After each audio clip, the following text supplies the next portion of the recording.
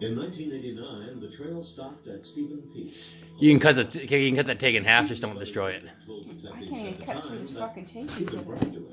Killing the security guard. Tegus and Wedgeworth reviewed David Peace's statement and concluded he was telling the truth.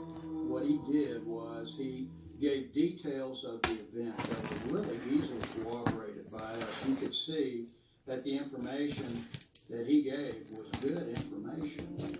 Cold case detectives feel they're on the right track with Stephen Peace, but need more. And focus on his old bosses. Charles Campbell, it should be warmer. father and son team. Are they live? They're major players in this case because they're connected criminally to our suspect. So we certainly want to talk to them. In the backwater town of Muskogee, Oklahoma, cold case detectives begin the hunt for Charles and Chip Campbell, two ex-cons who have no real reason to cooperate with police, but also no reason not to.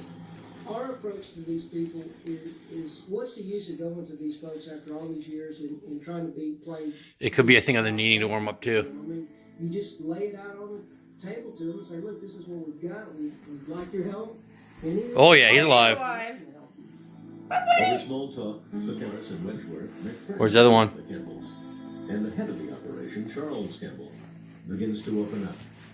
This guy was just totally different. I mean, he just puts it all out there, right? Yeah, I did a lot of bad things. I stole a lot of cars, a lot of heavy equipment. But that's all behind me now. Campbell tells detectives Steve Peace was a key player in the stolen car operation. And that one day, Peace bragged to the Campbells about the night he shot a security guard. There's boy and girl. Yeah. What did he tell you about security? He said that he was down someplace in Texas, I believe. And he said that he was in this dealership, car dealership. And he was coming out from someplace at the dealership. And I'm thinking he told me that the guy came around the corner and he emptied the gun in him. Can't get her out of the bag. He shot the guy at the dealership. Yes, he did that. He wanted me to It's alive, though. shoot somebody. All right, I'm gonna stop it then.